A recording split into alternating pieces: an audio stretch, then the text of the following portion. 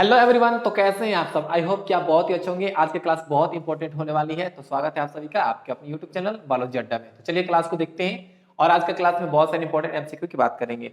Already objective series के 2 lecture deliver हो चुके हैं, 2 वीडियोज डिलीवर हो चुके हैं। अगर आप इस पार्ट 3 से जुड़ रहे हैं तो ये जरूरी है कि आप पार्ट 1 और पार्ट 2 को भी देख लेंगे इसको देखने के बाद, ठीक है। चलिए, तो आज का जो हमारा पहला प्रश्न है वो है कि किस प्रकार के पौधे में रोपण की क्रिया संभव होती है, यानी कि in which type of plants grafting is possible. यानी कि बच्चों पूछा जा रहा है ना कि किस प्रकार के जो पौधे होंगे उनमें ग्राफ्टिंग क्रिया संभव होती है। एक और बात समझिएगा कि ग्राफ्टिंग की क्रिया कैसे पौधों में की जाती है, तो उसके लिए आपको जानना चाहिए। देखिए, ग्राफ्टिंग क्रिया कैसे पौधों में की जाती है, तो उसके पहले थोड़ा सा हम आपको बता दे रहे हैं। देखिए, जैसे यहां पे आप देख पा रहे हैं ना, हम यहां पे ले रहे हैं स्टॉक, ठीक है, ये है स्टॉक, ठीक है। ऊपर से हम क्या करते हैं, तो ऊपर से हम लोग जोड़ते हैं सियोन को। किसको जोड़ते हैं बच्चों? सियोन को। देखिए, यहां पे हम सियोन को जोड़ दिए, ठीक है, और सियोन को जोड़ करके बांध देते हैं, तो ये ग्राफ्टिंग है। क्या है जी? ग्राफ्टिंग है। अब देखिए, प्रश्न पूछा जा रहा है कि ग्राफ्टिंग कैसे पौधों में की जाएगी, तो बस आप इतना बात जानिए कि ग्राफ्टिंग उन पौधों में संभव होता है जिसमें कैम्बियम विकसित होता है। कैम्बियम क्या होता है? विकसित होता है, यानी कि काष्ठीय पौधे में होती है। कैम्बियम अगर विकसित है तो उसमें ग्राफ्टिंग की क्रिया की जा सकती है। अगर विकसित नहीं है तो ग्राफ्टिंग नहीं होगा। तो देखते हैं ऑप्शन, मोनोकोट में कैम्बियम विकसित नहीं होता, तो ये नहीं होगा। बोथ तो हो नहीं सकता है, ना ही नॉन ऑफ दिस होगा। तो इसका जवाब क्या होगा बच्चों? इसका जो जवाब होगा वो होगा डाइकोट। क्या होगा? डाइकोट। और हाँ बच्चों, आप भी प्रश्न को देख करके जवाब कमेंट बॉक्स में जरूर कमेंट करेंगे कि अगर आपको पता है तो आप कमेंट करिएगा, ठीक है। चलिए दूसरे प्रश्न की बात करते हैं। जड़ को विकसित करने के लिए कौन से रसायन का प्रयोग किया जाता है? बहुत ही महत्वपूर्ण है बच्चों, क्योंकि आपने कायिक जनन पढ़ा होगा। अगर नहीं पढ़ा होगा तो आपको वीडियोस मिल जाएंगी कायिक जनन के बारे में बहुत ही जल्द। तो देखिए, कायिक जनन ये कह रहा है कि जड़ को विकसित करने के लिए कौन सा रसायन का प्रयोग किया जाता है। तो चलिए हम लोग देखते हैं। एक बात समझिएगा, जड़ को विकसित करने वाले रसायन को हम क्या कहते हैं? Root promoting factor. Root promoting factor, या जिसको हम लोग शॉर्ट में कहते हैं आरपीएफ, ठीक है। तो ये रूट प्रमोटिंग फैक्टर होते हैं जो कि क्या करते हैं? जड़ को विकसित करते हैं। कहीं से भी क्या कर सकते हैं? जड़ को विकसित कर सकते हैं। तो यहाँ पे है आईएए, आईबीए और एनएए। थोड़ा सा हम लोग देख लेते हैं। अगर हम इसके फुल फॉर्म की बात करेंगे ना, तो इसका होता है इंडोल एसिटिक एसिड, और इसका होता है इंडोल ब्यूटारिक एसिड। इंडोल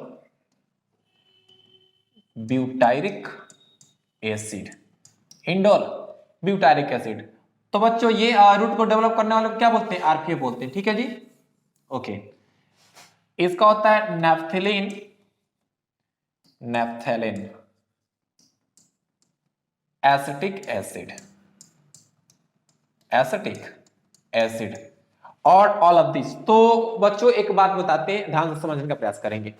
जो रूट प्रमोटिंग फैक्टर होता है ना, वो आपके ये इंडोल एसिटिक एसिड भी होता है, इंडोल ब्यूटारिक एसिड भी होता है, और नेफ्थलीन एसिटिक एसिड भी होता है। तो जब तीनों होता है तो इस प्रश्न का जवाब क्या हो जाएगा बच्चों? इस प्रश्न का जवाब हो जाए ऑल ऑफ दीज। समझे कि नहीं समझे? समझे तो बोलेंगे यस, कमेंट बॉक्स में कमेंट कीजिए यस सर, यस सर, समझ गए।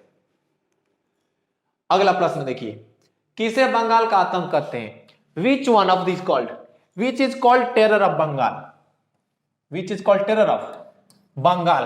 बंगाल का आतंक किसे कहते हैं? और ये जो प्रश्न है बच्चों बहुत ही वीवीआई है, बहुत ही वीवीआई है। बहुत बार एग्जाम में, बोर्ड के एग्जाम में पूछा जा चुका है, ठीक है। चाहे वो आपका बिहार बोर्ड का हो, चाहे वो सीबीएसई बोर्ड का हो, उसमें पूछा जा चुका है। तो टेरर ऑफ बंगाल किसे कहते हैं? ऑप्शन की ओर नजर देखते हैं। जलकुंभी है, कमल है, सवाल है, और इनमें से सभी। तो एक बात बताते हैं बच्चों, ये वाटर हाइसिंथ, जिसको हम इकॉर्निया के नाम से भी जानते हैं, इकॉर्निया के नाम से भी जानते हैं। और ये क्या होता है, जो ये इकोर्निया होता है ना, वाटर हाइसिंथ, इसे ही हम क्या करते हैं, बंगाल का आतंक कहते हैं। क्या करते हैं जी, बंगाल का आतंक कहते हैं। एक और बात बता देंगे कि ये 8 माह में यानी कि 8 महीने में लगभग इतना 65,000 पौधे प्रोड्यूस कर सकता है जी, इसलिए इसको बंगाल का आतंक कहते हैं। ऐसा हुआ था ना कि इसको विदेशों से लाया गया था कि सजावट के लिए इसका, क्योंकि इसका जो पुष्प होता है ना बहुत ही खूबसूरत दिखता है, लेकिन हुआ यही कि इसने दगा दिया, मतलब कि इसने धोखा दे दिया। क्या किया जी बच्चों, इतना फैला कि पूरे जितने भी जलाशय थी बंगाल में वो पूरे के पूरे क्या हो गए, तो जितने भी जलाशय थी पूरे के पूरे भर गई। अब हुआ यही कि जब जलाशय में भर गई तो उसमें जो जलीय जीव हैं वो मरने लगे। अब क्यों मरने लगे आगे बताएंगे। तो इस प्रश्न का सही जवाब जलकुंभी हो जाएगा। ठीक है जी, चलिए अगला प्रश्न है कि किसी विधि के द्वारा किस विधि के द्वारा किस विधि के द्वारा उत्पन्न संतान अपने जनक के समान नहीं होते हैं। इंडिविजुअल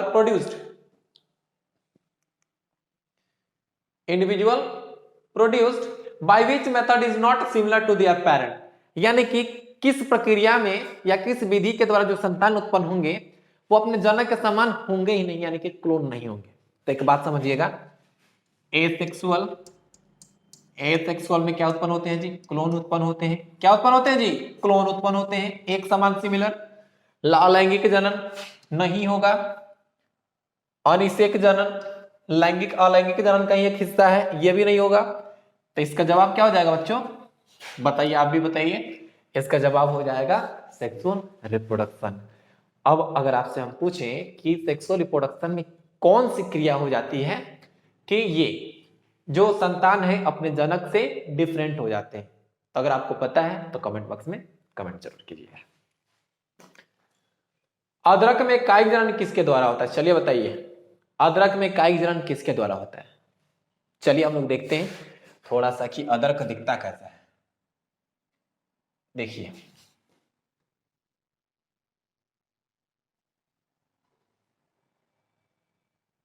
ये अदरक हो गया, ठीक है। अब देखिए अदरक हो गया ना, इसमें ऐसे ऐसे होते हैं, आपने देखा होगा ऐसे अदरक, ठीक है, ये अदरक होते हैं। अब इसको हम लोग बोलते हैं राइजोम। क्या कहते हैं जी, राइजोम कहते हैं। क्या कहते हैं बच्चों, राइजोम कहते हैं। तो चलो बताओ, अदरक में जो कायिक जनन होता है किसके कारण होता है, आई मीन किसके कारण नहीं, ये तो कोई कॉज नहीं है, किससे होता है। तो किससे होता है जी, क्या ऑफसेट से होता है, नहीं होता है। बल्बिल से होता है, नहीं होता है। रनर से तो होता नहीं है। तो जवाब आपके सामने है, एकदम साफ साफ जवाब है क्या, राइजोम। यानी कि अदरक में जो कायिक जनन की प्रक्रिया होगी बच्चों किसके द्वारा होगी, तो राइजोम के कारण, मतलब राइजोम से होगी, नॉट कारण। ठीक है, अब यहां पे हमको पहचानना है, कह रहा है कि choose the option of correct interpretation A B C और डी या ई, यानी कि कह रहा है ना कि ए बी सी डी ई, यानी कि 5 दिए गए हैं और पहचानना है कि कौन कहां क्या है। चलिए हम लोग पहचान लेते हैं। अगर ए की बात करेंगे तो ए क्या है बच्चों, ये ए क्या है, तो ए है ट्यूबर। क्या जी, ए है ट्यूबर, ठीक है। बी राइजोम, ठीक है। ये है बल्बिल्स, ये है अपस्थानिक कलियां या लीफ बड, और ये है ऑफसेट। चलिए हमने पांचों को लिख दिया, तो मिला लेते हैं। ए नंबर क्या है, ट्यूबर। बी नंबर क्या है, राइजोम, नहीं, ठीक है। लीफ बड डी नंबर सही है। ए, लेकिन सी यहां पे जो है ना ये नहीं होगा, ये नहीं होगा। फिर ऑप्शन नंबर बी देखते हैं, ऑफसेट है, आइज है, लीफ बड है, एस्ट्रोलन है, सकार एस्ट्रोलन इसमें नहीं है, ये नहीं होगा। ऑफसेट है, लीफ बड है, आई है, एस्ट्रोलन तो है ही नहीं, ये नहीं होगा। ट्यूबर, एक नंबर ट्यूबर है, 2 नंबर राइजोम है, 3 नंबर बल्बिल्स है, 4 नंबर लीफ बड है, और 5 नंबर क्या है, ऑफसेट है। तो बच्चों इसका जवाब क्या हो जाएगा, इसका जवाब होगा डी, ट्यूबर, राइजोम, बल्बिल्स और लीफ बड्स। और बच्चों आपको बता दें ये प्रश्न है नीट के, किसका प्रश्न है जी, नीट के प्रश्न है। देखिए कितना आसान होता है, क्योंकि बच्चों देखिए नीट निकालना बहुत ही आसान है। नीट का जो एग्जाम होता है बहुत ही आसान होता है, कोई भी निकाल सकता है। कब? जब उसके अंदर एक जिज्ञासा हो, एक लगन हो, तो नीट निकाल सकता है। नीट कोई हवा नहीं है कि नहीं निकलेगा। ठीक है, आप भी पढ़ेंगे, अच्छे से पढ़ेंगे तो आपका भी। हाँ, एक और बच्चों, हम आपसे गारंटी तो नहीं, हमारा प्रयास यही रहेगा कि आपके जितने भी ऑब्जेक्टिव्स होते हैं, ठीक है, हम आपको बहुत ज्यादा मात्रा में ऑब्जेक्टिव कराएं, ताकि नीट का और बोर्ड का जो ऑब्जेक्टिव हो उसी में से आपके एग्जाम में भी पूछे जाए और आपको तनिक भी दिक्कत ना हो। और जो आपके बोर्ड में पूछा जाता है, ये 35 क्वेश्चंस सभी के सभी आपके इसी सीरीज के अंदर से आए। ठीक है, और साथ साथ आपके डिफरेंट जो कॉम्पिटिटिव एग्जाम्स होते हैं उसमें इसी से पूछे जाए। ठीक है, चलिए, तो इसका जवाब क्या हो जाएगा? डी। नर युग्मक और मादा युग्मक के संलयन को कहते हैं। नर युग्मक और मादा युग्मक के संलयन को कहते हैं। एक तो आप फर्टिलाइजेशन जानते हैं, चलिए फर्टिलाइजेशन जानते हैं, ठीक है। एक होता है सेनगेमी, एक होता है सेनगेमी। देखिएगा, इसमें जो मेल गैमेट होता है, समझने का प्रयास करेंगे आप, इसमें जो मेल गैमेट होता है और ये जो फीमेल गैमेट होता है, ठीक है, ये क्या होते हैं? कंप्लीटली फ्यूज होते हैं। क्या होते हैं जी? कंप्लीटली फ्यूज हो जाते हैं, मतलब कि पूर्ण रूप से एक दूसरे में मिक्स हो जाते हैं। तो इस प्रक्रिया को हम लोग क्या कहते हैं जी? इस प्रक्रिया को हम लोग कहते हैं ये सिनगेमी, यानी कि यह भी एक प्रकार से कहे तो निषेचन ही है। तो इसका जवाब क्या हो जाएगा बच्चों? सिनगेमी भी होगा, फर्टिलाइजेशन भी होगा। तो ऑप्शन नंबर क्या हो जाएगा? Option number C. चलिए, सियोन को स्टॉक के ऊपर ग्राफ्ट किया जाता है तो उत्पन्न फल की गुणवत्ता किस पर निर्भर करती है? A scion is grafted to a stock, the quality of fruits produced will be depend on. यानी कि देखिए क्या हो रहा है कि यहां पे देखिए,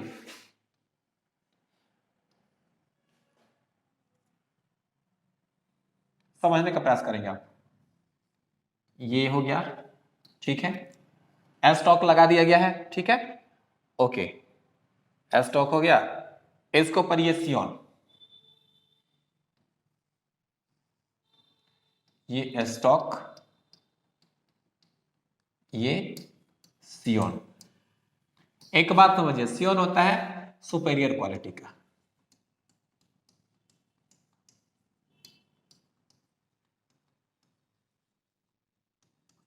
सियोन क्या होता है जी? सुपेरियर क्वालिटी का होता है। जो स्टॉक होता है ना, डिजीज रेसिस्टेंट होता है, डिजीज रेसिस्टेंस यानी कि बीमारी रोधी होता है, रेसिस्टेंस। और साथ साथ क्या होता है कि गुड रूट सिस्टम वाला होता है। ठीक है जी, हाँ, तो एक बात समझिए, यहाँ पर स्टॉक है और ये सियोन है, तो जो ग्राफ्टिंग की प्रक्रिया की जाती है ना, तो उसमें जो सियोन होता है वो सुपेरियर क्वालिटी का होता है। अब एक बात बताइए, इसी से ना डालियां निकलेंगे जी, इसी से क्या निकलेंगी? डालियां निकलेंगी। डाली में क्या लगेंगे? फूल लगेंगे, फल लगेंगे। मान लीजिए फ्रूट है, तो चलो बताओ, ये जो फ्रूट की क्वालिटी है किस पर निर्भर करेगी? किस पर निर्भर करेगी जी? वो निर्भर करेगी ये सियोन के ऊपर। किसके ऊपर? सियोन के ऊपर निर्भर करेगी, आप याद रखिएगा। अब निम्नलिखित निम्न में से कौन नए जेनेटिक कॉम्बिनेशन को उत्पन्न करता है जिससे विविधताएं उत्पन्न होती है? अब ऑप्शन दिए गए हैं और पूछा जा रहा है कि ये 4 तरीके हैं रिप्रोडक्शन के, कौन सा तरीका है जिससे नए जेनेटिक कॉम्बिनेशन उत्पन्न होते हैं जो कि वेरिएशन का कारण बनता है? कायिक जनन। तो बच्चों, कायिक जनन एसेक्सुअल रिप्रोडक्शन का हिस्सा है, ये नहीं होगा। पार्थेनोजेनेसिस, इसमें निषेचन होता ही नहीं है, विदाउट, इसको हम कहते हैं वर्जिन बर्थ, ये भी नहीं होगा। अब रह गया ऑप्शन नंबर सी, तो ये जवाब आपका सही है, क्योंकि सेक्सुअल रिप्रोडक्शन में होता है कि 2 गैमेट, एक नर वाला एक मादा वाला, दोनों फ्यूज होते हैं तो बनता है एक नया कॉम्बिनेशन, और उससे जो संतान उत्पन्न होते हैं अपने जनक के क्या होते हैं? बिल्कुल डिफरेंट होते हैं। जबकि सेक्सुअल में क्या होता है कि क्लोन उत्पन्न होते हैं, यानी कि जेरॉक्स कॉपी उत्पन्न होते हैं। तो सेक्सुअल में क्या होता है? तो नए कॉम्बिनेशन उत्पन्न होते हैं, जिससे क्या उत्पन्न होती है? विभिन्नता उत्पन्न होती है। समझे कि नहीं समझे? समझे तो आप यस करेंगे। लैंगिक प्रजनन में शामिल नर युग्मक और मादा युग्मक किसके द्वारा उत्पन्न होते हैं? पूछा जा रहा है कि लैंगिक प्रजनन में शामिल नर युग्मक और मादा युग्मक किसके द्वारा उत्पन्न होते हैं। तो एक बात समझिएगा, कुछ ऐसे भी जीव हैं जिन्हें हम यूनिसेक्सुअल कहते हैं, कुछ ऐसे भी जीव हैं जिन्हें हम बाइसेक्सुअल कहते हैं। यूनिसेक्सुअल में जो होता है कि या तो नर जननांग होता है यानी कि मेल रिप्रोडक्टिव सिस्टम होता है, या तो फीमेल रिप्रोडक्टिव सिस्टम होता है। जैसे कि मान लीजिए कि हम अमनुष्य की मान लेते हैं, देखिएगा मान लेते हैं ये ह्यूमन है, ठीक है, ये बॉय है, ठीक है, ओके, ये गर्ल है, ठीक है। तो आप देख रहे हैं ना कि मेल और फीमेल, मेल और जो फीमेल है, फीमेल में फीमेल रिप्रोडक्टिव सिस्टम यानी गर्ल में फीमेल रिप्रोडक्टिव सिस्टम, और ये जो बॉय है इसमें मेल रिप्रोडक्टिव सिस्टम। तो ये दोनों के दोनों क्या है जी, ये दोनों के दोनों है यूनिसेक्सुअल। क्या है, यूनिसेक्सुअल है। तो इनमें भी गैमेट बनता है। ऑप्शन थोड़ा देख लेते तो अच्छा होता है।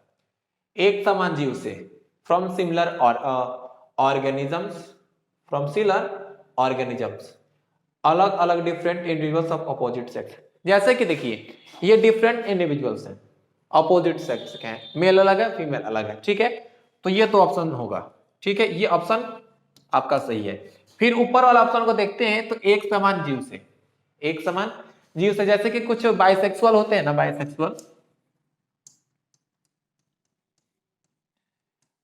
तो उनमें देखिएगा,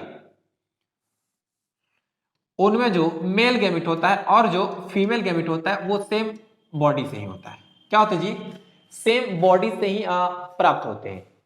तो उसको एक्चुअली क्या है, वो तो एक सिमिलर ऑर्गेनिज्म हो गया ना जी। तो यहाँ पे जो जवाब होगा बच्चों, आपका ए भी सही है, ये बी भी सही है, इसलिए क्या हो जाएगा, ये सी हो जाएगा। अब चित्र है जिसमें ए बी सी दर्शाया गया है। अब गैमेट पहचानना है कि कौन कैसा गैमेट है। आपने इसको भली बात ही पढ़ा है, ठीक है। आपने ये भी पढ़ा है क्या होता है आइसोगैमेट्स, हेट्रोगैमेट्स, ओगैमेट, क्या होता है आइसोगेमी, एनाइसोगेमी, हेट्रोगेमी, ये सब आप जानते हैं, ठीक है बच्चों। तो चलिए हम लोग थोड़ा सा प्रश्न की ओर चलते हैं कि identify the type of gametes shown in the figure. क्या हो गया, ए बी और सी देखना है। तो एक बात समझिए, क्या आप इसमें डिफाइन कर पा रहे हैं कि मेल और फीमेल कौन है? नहीं ना जी। तो डिफाइन नहीं कर पा रहे हैं तो ये क्या होता है, ये होता है आइसोगेमेट। क्या जी, आइसोगेमेट है। देखिए ये है हेट्रोगेमेट, यानी कि इसमें देख रहे हैं ना कि ये जो फीमेल है बड़ी है, मेल है छोटा है, तो इसको बोलते हैं हेट्रोगेमेट, हेट्रोगेमेट। और ये क्या है, ये ओवम है और ये एस्पर्म है, ये भी क्या होते हैं, हेट्रोगेमेट होते हैं। क्या होते हैं जी, हेट्रोगेमेट होते हैं। तो थोड़ा सा हम लोग देखते हैं ऑप्शन की ओर, हेट्रोगेमेट, आइसोगेमेट, होमोगेमेट। ये तो क्या है, आइसोगेमेट है, हेट्रोगेमेट नहीं, ए नंबर नहीं होगा। होमोगेमेट ये नहीं है, आइसोगेमेट्स ये नहीं है, आइसोगेमेट्स, हेट्रोगेमेट, हेट्रोगेमेट, ठीक है। ऑप्शन नंबर क्या हो जाएगा जी, इसका जो सटीक जवाब होगा वो होगा ये ऑप्शन नंबर सी। यानी कि ये जो है आइसोगेमेट्स है, ये भी हेट्रोगेमेट्स है, और ये भी नीचे जो दिख रहे हैं ये भी क्या है, हेट्रोगेमेट्स है। और बच्चों ये क्वेश्चन कहां से है, तो ये क्वेश्चन आपके हैं नीट से, ठीक है जी। ये भी ये आपके एग्जाम के क्वेश्चन है। पिस्टिलेट शब्द का प्रयोग किया जाता है, पिस्टिलेट शब्द का। देखिए फ्लावर में 4 हिस्से होते हैं, ठीक है जी।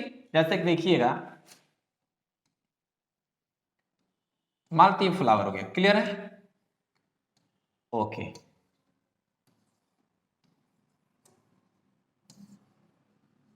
ये मेल वाला हिस्सा, ठीक है, और ये फीमेल वाला, ठीक है। मेल को बोलते हैं एस्टामेन, ठीक है, और फीमेल को बोलते हैं पिस्टिल या कार्पल, ठीक है।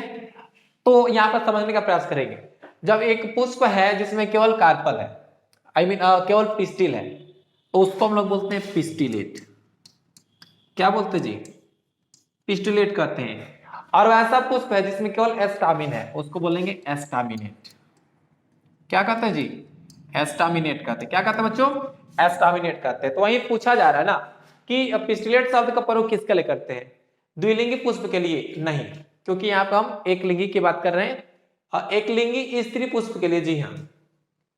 तो एक लिंगी जो यूनिसेक्सुअल फीमेल फ्लावर है, इसके लिए हम क्या यूज करते हैं जी? इसके लिए हम यूज करते हैं ये टर्म पिस्टिलेट। क्या करते हैं जी? पिस्टिलेट शब्द का प्रयोग हम लोग करते हैं। समझे कि नहीं समझे? समझे तो कमेंट बॉक्स में लिखिएगा यस।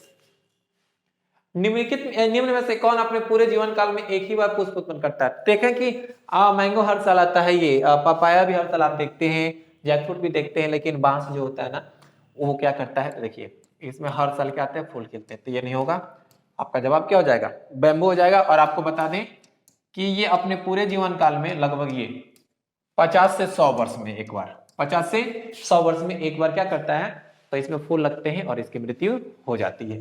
तो इसका सही जवाब क्या हो जाएगा? बैम्बू। एस्ट्रोबलेंथस कुंथियाना को और किस नाम से जाना जाता है?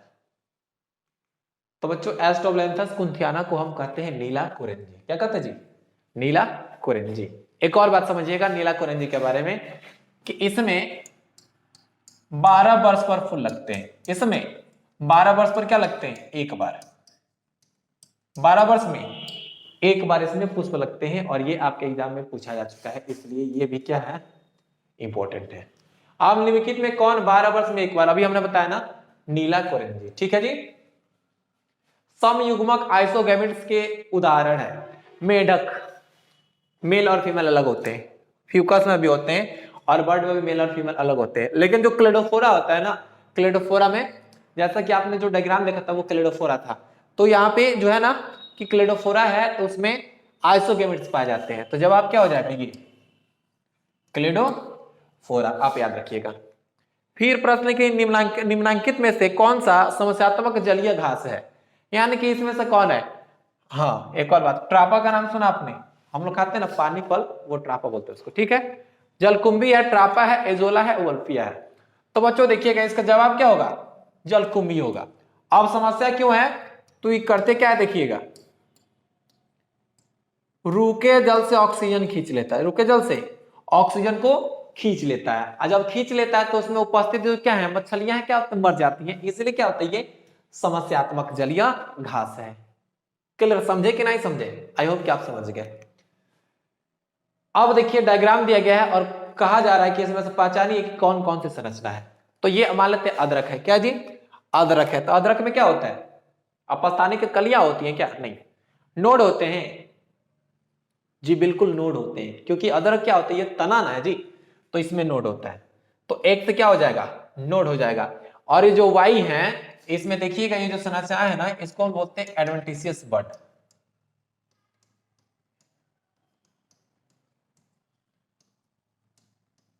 एडवेंटिशियस बर्ड कहते हैं जी। क्या कहते हैं जी? एडवेंटिशियस बर्ड कहते हैं। अपस्थानिक कलियां यानी कि ये। तो इसका जवाब क्या हो जाएगा? जवाब होगा बी। अगला प्रश्न है कि विच one of the following pairs is not correctly match. ये सीबीएसई या ये पीएमटी 2015 में पूछा गया प्रश्न है कि इसमें से कौन मिसमैच है? कौन मिसमैच है? तो चलिए जी, वाटर हाइसिंथ जलकुंभी ऑफसेट वाटर हाइसिंथ होता है। ठीक है, बनाना में राइजोम होता है, बाइनरी फिजन है, सरगेजम में होता है, क्या नहीं होता है, कोनिडिया में पेनिसिलियम होता है। ये भी सही है, ये भी सही है, ये भी सही है। तो जवाब जो इसका है ये मिसमैच है। ठीक है जी, ये क्या है? मिसमैच है। तो आपका जवाब क्या हो जाएगा? ऑप्शन नंबर सी, क्योंकि सरगेजम क्या है? तो सरगेजम एक मल्टीसेल ऑर्गेनिज्म है, तो इसलिए इसमें बाइनरी फिजन नहीं हो सकता है। ठीक है जी। निम्न में कौन कायिक प्रवर्ध नहीं है, यानी कि वेजिटेटिव प्रोपेग्यूल नहीं है? समझने का प्रयास कीजिए। राइजोम जी होता है, राइजोम होता ही है, बल्बिल्स भी राइजोम होता है, अभी देखा था आपने, बल्बिल्स एगेब में होता है, ऑफसेट भी उसमें होता है, क्या कहते हैं ऑफसेट, अभी इकोर्निया जलकुंभी में होता है।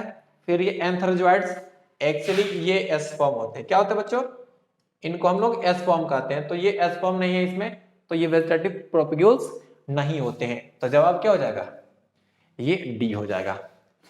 निम्न में से कौन ठहरे हुए जल से ऑक्सीजन को खींच लेता है? अभी हमने बताया है वो क्या है, तो वाटर हाइसिंथ यानी कि जलकुंभी है। निम्न में से सही क्रम को चुनिए। चलिए देखते हैं हम लोग। आपने ये लाइफ साइकिल के फेजेस तो देखेंगे ना किसी भी जीव का। तो सबसे पहले जुवेनाइल फेज है, सेनेसिस फेज है, रिप्रोडक्टिव फेज। ये तो पहले ही गलत है। जुवेनाइल फेज है, रिप्रोडक्टिव फेज है, सेनेसेंस फेज है। सही है, रिप्रोडक्टिव फेज पहले नहीं आता है, पहले जुवेनाइल आता है। प्री रिप्रोडक्टिव फेज, हाँ जी, pre reproductive phase. Pre reproductive phase किसको कहते हैं? तो इसको हम लोग कहते हैं जुवेनाइल फेज को ही। ठीक है, जो बच्चों ये जुवेनाइल फेज होता है ना, इसी को हम लोग क्या कहते हैं? प्री रिप्रोडक्टिव फेज कहते हैं। तो इसके बाद क्या आता है? रिप्रोडक्टिव फेज आता है और फिर ये सेनेसेंस आता है। यानी कि यहाँ पर ये जो 2 नंबर है और ये जो 4 नंबर है, यानी कि आपका जो ऑप्शन होगा क्या हो जाएगा? होगा डी, क्योंकि जुवेनाइल फेज को हम प्री रिप्रोडक्टिव फेज कहते हैं, यानी कि दोनों ही मैच करना है। निम्नलिखित में कौन कायिक जनन पतियों के द्वारा नहीं होता है? तो एक बात समझिएगा, बेगोनिया में पतियों के द्वारा होता है। ठीक है, बेगोनिया में पतियों के द्वारा होता है, ब्रायोफिला में होता है और सेंसिवेरिया में होता है। लेकिन आप हिबिस्कस देखिएगा, एक्चुअली हिबिस्कस को हम लोग कहते हैं चाइना रोज। क्या कहते हैं जी? इसको हम लोग चाइना रोज कहते हैं, यानी कि गुड़हल। क्या कहते हैं जी? गुड़हल कहते हैं। और आप देखेंगे क्या कि क्या गुड़हल में पतियों के द्वारा कायिक जनन होता है? नहीं होता है ना। तो जवाब क्या हो जाएगा? ये हिबिस्कस नहीं होता है। एक और बात समझिए, कभी भी आप प्रश्न का जवाब दीजिए ना, तो प्रश्न को एक बार अच्छे से पढ़ लीजिए ताकि आप जवाब दे सके कि नहीं लिखा है कि, ठीक है, कि प्रश्न में नहीं है कि ये है नहीं। ठीक है, ओके। सवाल में पाए जाने वाला युग्मक कहलाता है। तो बच्चों ध्यान दीजिएगा, होमोगैमेट्स भी होते हैं, हेट्रोगैमेट्स भी होते हैं और ये एन आइसोगैमेट्स भी होते हैं। इसलिए जवाब क्या हो जाएगा? ऑल ऑफ दिस, आप याद रखिएगा। वैसी स्थिति जब नर युग्मक और मादा युग्मक एक ही शरीर में उपस्थित होते हैं। अभी तो बोले ना, नर युग्मक और मादा युग्मक, यानी कि कहीं ना कहीं ये जो जीव क्या है? बाइसेक्सुअल है। तो क्या है जी? बाइसेक्सुअल हो गया। मोनोसियस, एक बात समझिएगा, मोनोसियस यानी कि मेल और ये जो फीमेल दोनों एक ही बॉडी में है। तो मोनोसियस और बायसेक्सुअल एक ही बात है, इसलिए ऑप्शन नंबर क्या होगा? ऑप्शन नंबर आपका ये डी सही होगा। ठीक है, और कुछ स्पेशल बातें हम लोग जान लेते हैं। तो ये स्पेशल जो सीरीज चल रही है वो आपके बिहार बोर्ड के लिए है, सीबीएसई बोर्ड के लिए है और साथ साथ ये नीट के लिए है। तो वैसे विद्यार्थी जो कि बिहार बोर्ड से बिलोंग करते हैं या सीबीएसई बोर्ड से बिलोंग करते हैं या नीट से बिलोंग करते हैं और उन्हें इंग्लिश हिंदी में अगर पढ़ना चाहते हैं तो ये चैनल आपके लिए सफिशिएंट है, क्योंकि यहाँ पे आपको हिंदी इंग्लिश दोनों में बताई जाती है। ठीक है, और अगर हम फैसिलिटीज बात करेंगे तो इसमें आपको डेली क्लासेस यानी कि डेली ऑब्जेक्टिव क्लासेस चलेंगी। कुछ क्लासेस रिकॉर्डेड होंगी, कुछ लाइव क्लासेस भी होंगी। ठीक है, ओके। फिर चैप्टर वाइज शॉर्ट नोट्स, यानी कि जब आपका चैप्टर खत्म हो जाएगा तो यहाँ पे आपको शॉर्ट नोट्स कराए जाएंगे, यानी कि आपको रिवीजन के लिए शॉर्ट नोट बताए जाएंगे और उसके आप पीडीएफ भी ले सकते हैं। अब कहाँ मिलेंगे हम आपको बताएंगे, ये भी हो जाएगा। फिर पीवाईक्यू, यानी कि जो पिछले वर्ष में प्रश्न पूछे गए हैं उनका यहाँ पे सॉल्यूशन कराया जाएगा। ठीक है, एमसीक्यू, बहुत सारे एमसीक्यू प्रैक्टिस कराएगी और टेस्ट सीरीज भी चलाई जाएगी। ठीक है, फिर यहाँ पे वीडियो सॉल्यूशन, यानी कि जो आपके एमसीक्यू सीरीज चलेंगे, टेस्ट सीरीज चलेंगे, उसके वीडियो सॉल्यूशन भी आपको मिल जाएंगे। और बहुत ही जल्द यहाँ पे आपको जो बायोलॉजी है उसके बहुत सारे इंपॉर्टेंट कॉन्सेप्ट को भी कराया जाएंगे, जो कि आपके नीट और बोर्ड के लिए बहुत इंपॉर्टेंट है। तो बच्चों चलिए, और हाँ, आपके पीडीएफ नोट्स कहाँ मिलेंगे? तो इसके लिए आपको टेलीग्राम ज्वाइन करना होगा, जिसमें बायोलॉजी अड्डा AK सिन्हा। आप टेलीग्राम, ये जो है लिंक है टेलीग्राम का, बायोलॉजी अड्डा AK सिन्हा, हम लिंक ये डिस्क्रिप्शन में डाल देंगे इसको। और हाँ, ठीक है, और आपको क्लास अच्छा लग रहा हो, इंपॉर्टेंट लग रहा हो और इससे बेनिफिट हो तो वीडियो को लाइक करें। वीडियो क्या करें बच्चों? लाइक करें और अपना कमेंट दें अच्छा, और इसे शेयर करें। और हाँ, ये नहीं भूलना है सब्सक्राइब और बेल आइकन को प्रेस करना।